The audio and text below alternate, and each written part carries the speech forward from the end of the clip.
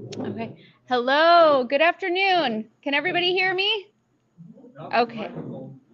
I know. Well, here's the thing. We're having a bit of a mic issue today. So we're going to have these so folks can hear us online, but Mallory and I are just going to speak loud. So let us know if you can't hear us at any point. But thank you so much for joining us, for folks who are here in person and everybody that's online. My name is Bridget Fagan-Reedburn. I'm the Associate Director with Interfaith Alliance of Iowa. As you know, you're at Intersections, which is a monthly luncheon for folks here in Cedar Rapids, and we're also happy now that we can provide that online as well. I told you about the mic issue. We're all good. Our practice has been that our speaker will speak for about 25-30 minutes, and then there will be another 30 minutes for question and answer for folks who are here online, and for folks who are joining us, in person. For folks who are joining us online, you can also ask a question. We'll be happy to answer those as well. So today we're discussing the critical issue of food insecurity and the work of HACAP. And we're so happy to have Mallory Stewart with us today. Mallory serves as the Regional Partnership Coordinator for Linn and Benton Counties at the Hawkeye Area Community Action Program, or HACAP, and Food Reservoir. In her 18 months as coordinator, she has been responsible for onboarding new partners as well as monitoring and enforcing compliance standards with HACAP partners. A large part of the role, and quite possibly her favorite, is community engagement. Mallory speaks at various events throughout the year, educating communities about food insecurity and how individuals can help. She participates in neighborhood association meetings to stay current on the needs of the community, as well as events like Scouting for Food and Back to School Nights. So please help me welcome Mallory, and I'll let her take it from here.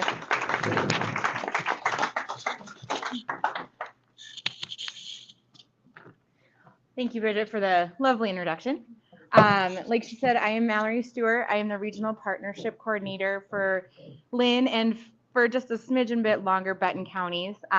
Recently, we just hired a third Regional Partnership Coordinator, so we get to restructure a little bit because we keep growing with the ever-growing need. And so he will be taking over my Benton County partners as well as anybody outside of Cedar Rapids. So I will cover all of our partnerships here in Cedar Rapids. We have about 100 of them.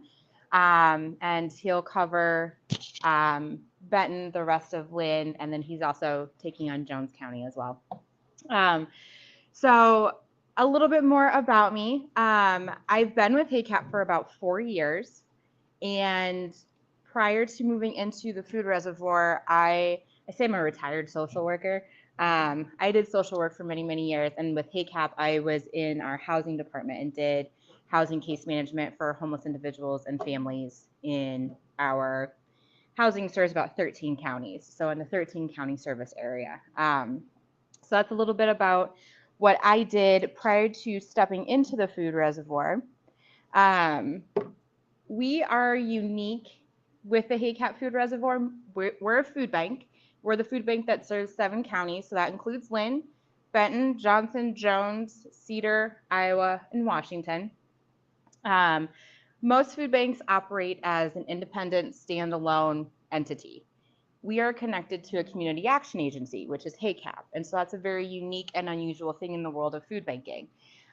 So we offer other services. So at HACAP, outside of the food reservoir, we also operate WIC, which is the Women and Children's Assistance for Food when they've got kiddos, I believe, 5 and under. Then there's all of the Head Start programs that are in the area. We operate those.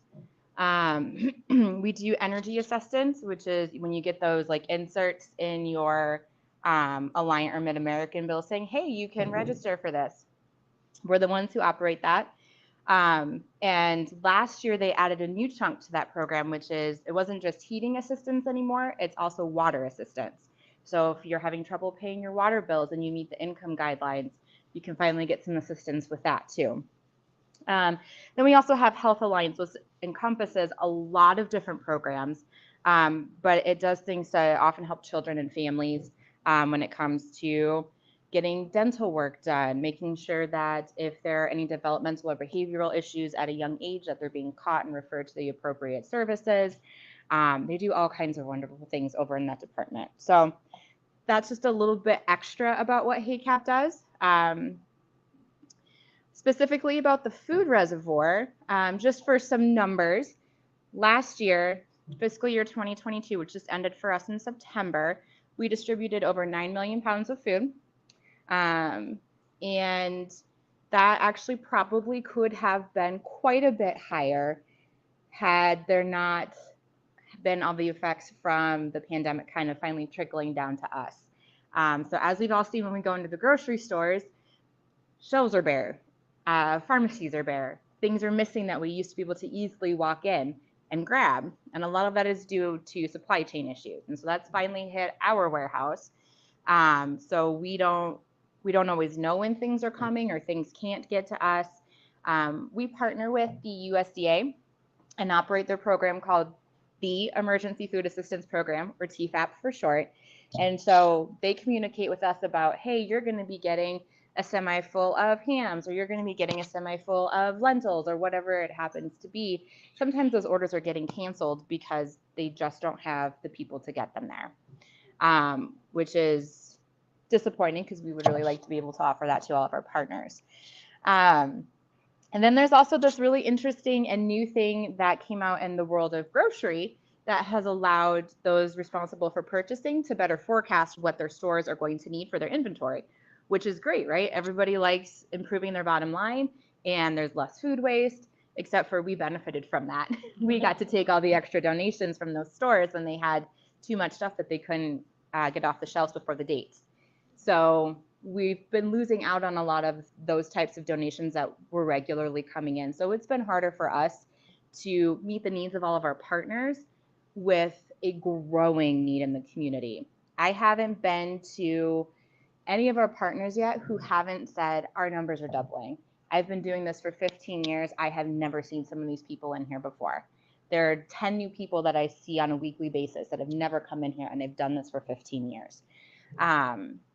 So people who have never been in this position of experiencing food insecurity now are, because of the rising costs of items, because of the rising cost of basic necessities for your home, like your utility bills, and then also job losses that have happened over the last couple of years, medical bills that have piled up over the last couple of years. All of those things are factoring into the food insecurity that we're seeing in the area. For Linn County specifically, and I have new numbers, so let me make sure I tell you the right percentages. Feeding America, who we're partners with, comes out, has this, actually, it's a really cool resource. It's called Map the Meal Gap. Anybody can find it and use it. You can just search for Map the Meal Gap, and a link will come up where it'll take you to the Feeding America website. And they have the entire country broken down by county, what the food insecurity rate is in general, what the food insecurity rate is among children, let's see, what are some of my other statistics?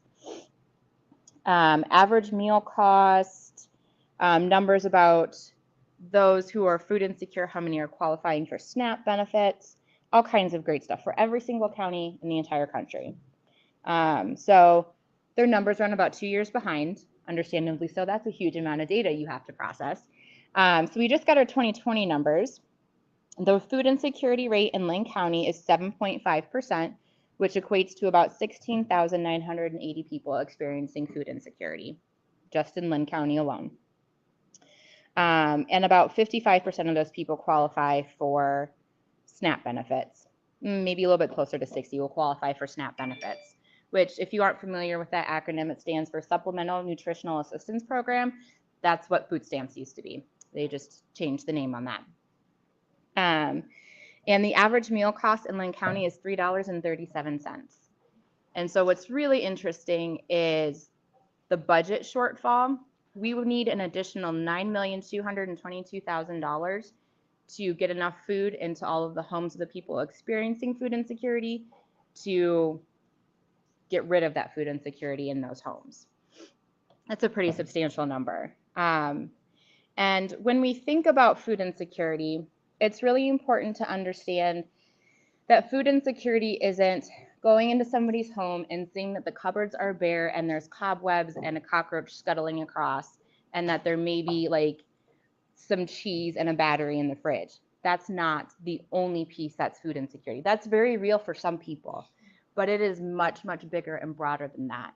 Food insecurity is not having enough food to live an active and healthy lifestyle, right? And so that's also going to include folks who don't know where their next meal is going to come from, right? So I could be a child, have two other siblings. Maybe it's me and just our mom. We have a single mom. She works 2 jobs. She's got to feed 3 kids, pay the bills, all of that kind of stuff. We don't have enough money to consistently purchase groceries and put food on the table. We are experiencing food insecurity despite the fact that mom goes to work, I go to school, we seem to be functioning members of society, and we're coming in to utilize a food pantry. And so I think, yes, yes. So I think that understanding the scope of what food insecurity looks like really helps us understand the size of the problem, and also helps us break down some of our own preconceived notions of what that actually looks like. And as I'm sure several of you know, there's a food pantry here at First Presbyterian. It's Linn Community Food Bank.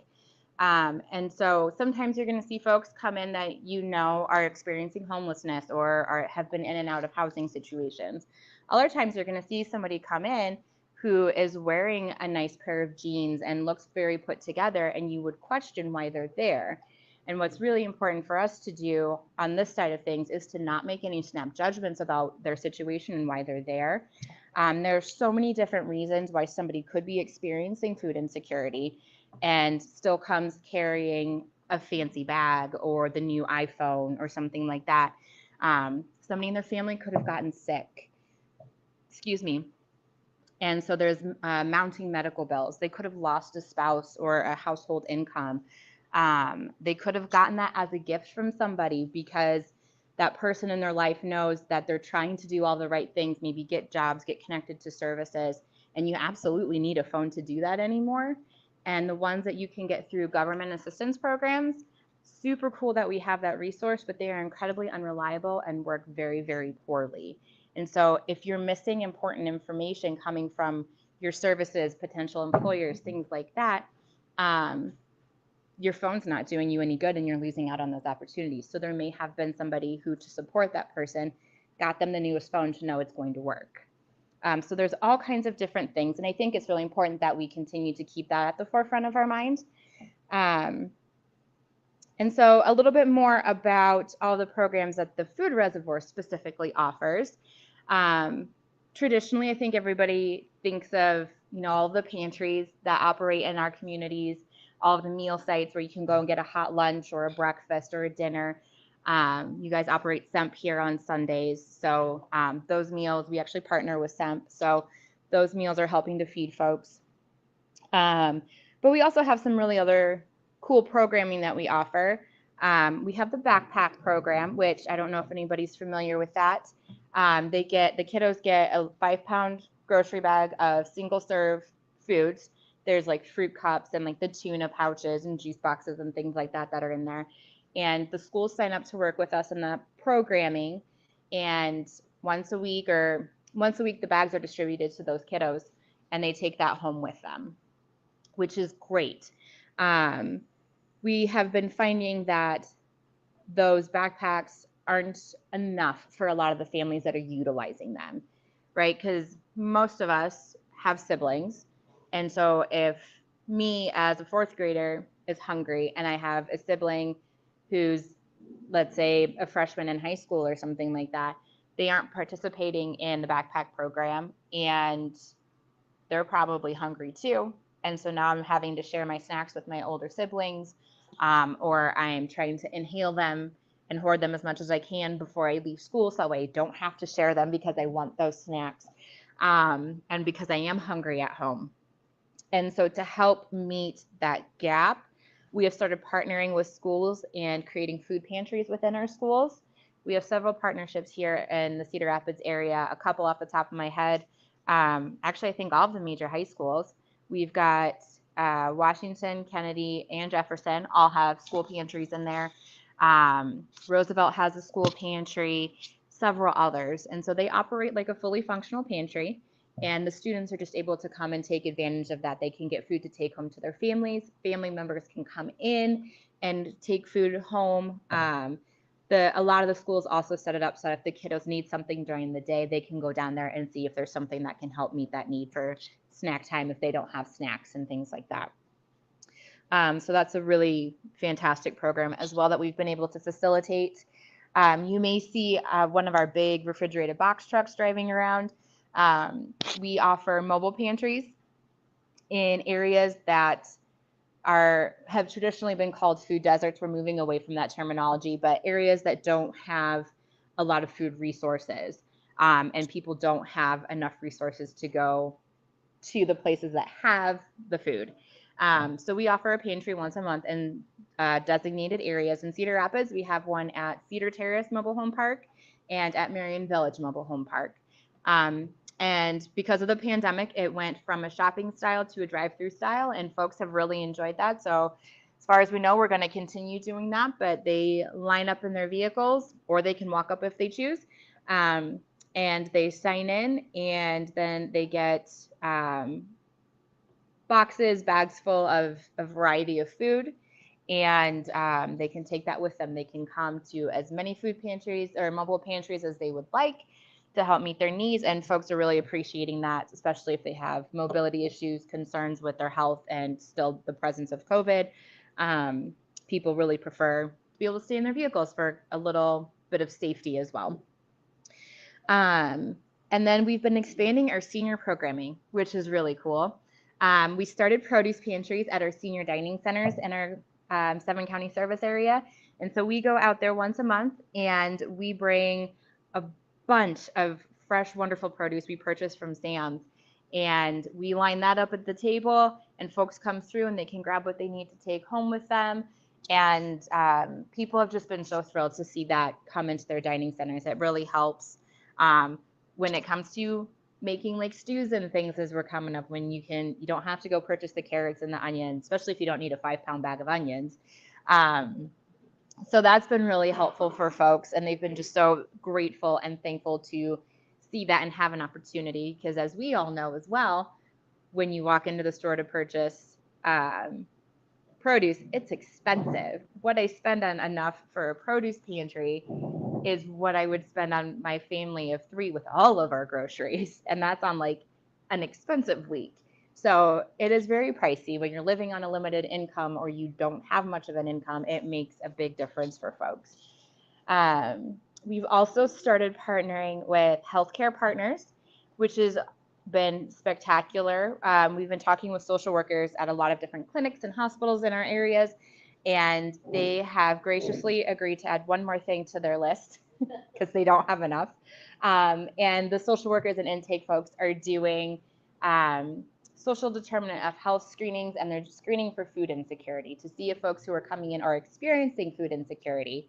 And if they are sending a resource list with them and a box of food just to help them get by for a day or two until they can get to a pantry or get to another resource that's going to help them meet those needs. So that's another area that we can reach people that may not have been able to get to a pantry before or didn't even know about the services in place. And then like we talked about, just the traditional pantry partners, we can also partner with residential facilities. We partner with daycares, youth programs, rehab facilities. The biggest thing is that people are intending to feed and help people who are determined in need, so experiencing lower incomes and things like that. So that's a little bit about what we do. I think I can open it up to questions if anybody has questions for me.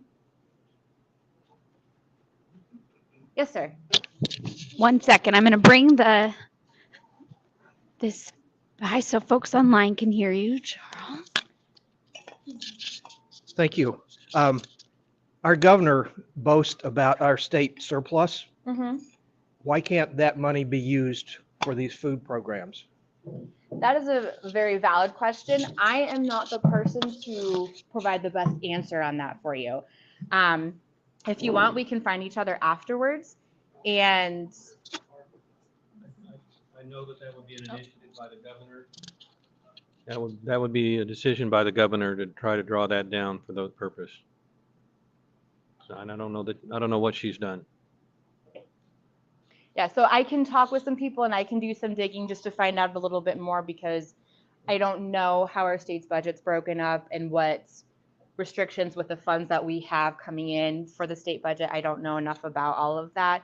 And I know I'm going to assume that if we have limits on specific grant monies and things like that, there's also probably limits with certain funds within the state government that I am not knowledgeable enough to speak on. So fantastic question though. Other questions? And again, for folks online, if you have a question, you can put it in the comments there. It seems like most of the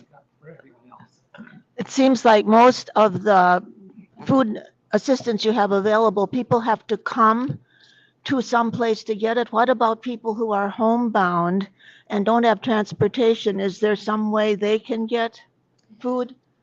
We have a few partners who offer delivery. Unfortunately, we don't have a lot of partners that offer delivery. That's not a requirement of ours for somebody to partner with our food bank. It's something that we absolutely encourage, especially as we're onboarding new partners, for them to either consider and start right up front with, or to really put into their plan as they are once they become a little bit more stable and kind of get in their groove of operating a new pantry. You can have people pick up as a proxy for you though. So, and I understand that that's still a barrier, because there are some people who just don't have anybody else. You know, they see at most the Meals on Wheels person who comes in, or the nurse who comes in once a week, that kind of thing. And that's their only contact. So I understand that that is still a barrier.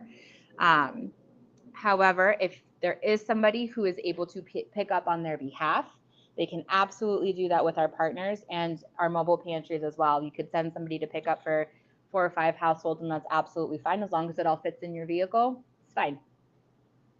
Yeah. Other questions?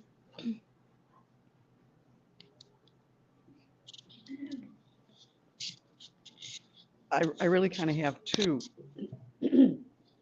Excuse me. One is very finite, and that is, can people walk into the HACAP Food Reservoir? Does it operate as a pantry, or is it strictly sort of the wholesaler to the other pantries? So as a food bank, we're strictly the wholesaler. I know that there are some food banks who are much larger that operate some pantries, and that's, I think, a potential for us in the future as we continue to grow. But that's not something that we are able to do at this point in time. And so just really quickly, food bank is the warehouse where all the food is stored, and think of it kind of like a money bank. It's where all the money is stored, and then you go to withdraw your money, or the money that they're lending you. You come to us to withdraw the food that you've ordered and take to your pantry to distribute, just like you would take that money with you to the grocery store or to go shopping for something and give that over that way. And then you say that all the pantries are telling you their numbers have doubled, pretty much. I'm sure that began with the pandemic and the unemployment that followed. Now there's been some recovery. Mm-hmm. Do we think that that lump is going to pass through the snake, or is it permanent? I don't foresee it going anywhere in the near future. I would like to think that at some point it would rebound and recover. We would all like to see that. Interestingly enough, the numbers for, I hope you all can still hear me, there's a train. The numbers for food insecurity between 2020 and 2019 did not jump as much as what we had all thought they would. And a lot of that is because of the assistance that was coming out from the government. SNAP benefits increased, we were getting stimulation payments. And so all of those things really, really helped families. And for the overwhelming majority of families who received those stimulus checks, they were being spent on food and other basic needs. It wasn't going to buy TVs and new cars. It was going to put food on the table. And so when the additional pandemic SNAP benefits, when that max allowance went away in April, it was steady for about a month, month and a half, and then by June, everybody, those numbers were doubling and doubling and doubling and doubling. So when those pandemic assistances, financial assistances stopped, that's when people were really starting to feel the hurt again when it came to meeting food needs. Thank you. We have a question from online. The question from online is, what can we do to help?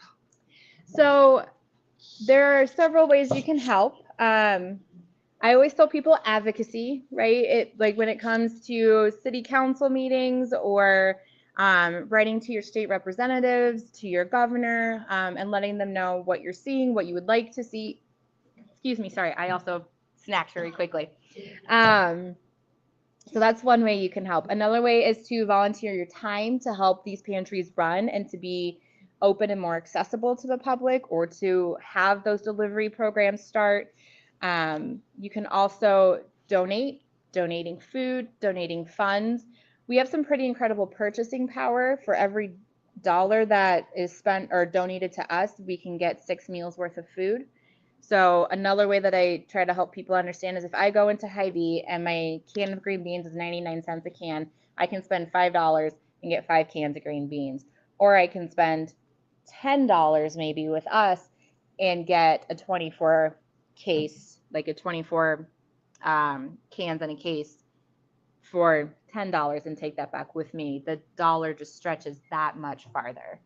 So that's a pretty cool thing that we are able to do. So yes, donating time, donating food, donating funds, those are all great ways to help. And then advocacy and education in the community too.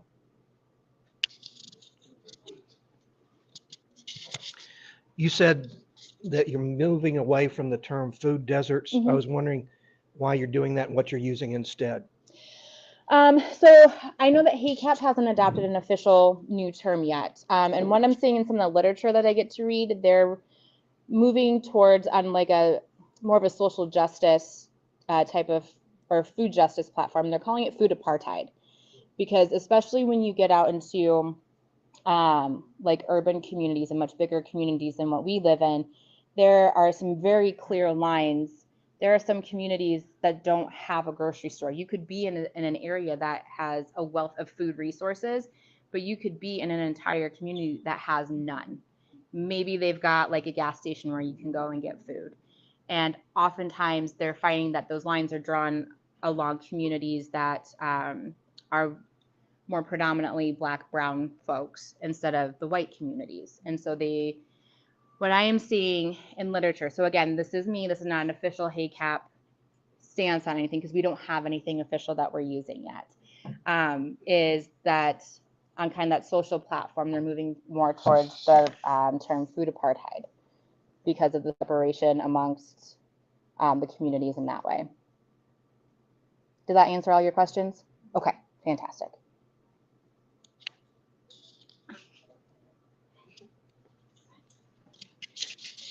People get tired of hearing me ask this question at meetings such as this, and I volunteer regularly at Together We Achieve and have observed the doubling in numbers, and the character of our clientele is all over the map. Laura, can you speak up for people? Okay, so I still can't get my head around the idea that 1 in 12 people in Linn County is food insecure, and this is a prosperous community. How can we make this not a problem? Okay, and I understand that the absolute need to meet the current situation, but why can't we fix the problem? Yeah, right, boil the ocean. Well, because it's such a big problem, and there are so many other pieces that fit into it. And I wish I could remember the quote that I had seen, and it was something along the lines of Like, don't worry about tackling all of the world's problems. If you pull on one string, you pull on them all. And so, with that being said, the things that contribute to food insecurity are things like having to pay high utility bills and not being able to get gainful employment, and the cost of education to get the gainful employment, or the loss of work to get the education, to get the. So there's all of these other, the cost of childcare to be able to go to work, to make the money, to put the food on the table. My childcare is more than my mortgage, and I only have one kid. So, that is a real barrier for folks. And so if we can address some of those other social and systemic things that are making it difficult for people to purchase food, then that's going to help people purchase food. Unfortunately, no matter how much food we throw at this problem, throwing food at it is not going to solve the problem. So it's going to take some additional policy change, social change, to really help start making a dent in that, which I wish I had a simpler answer. Any other questions?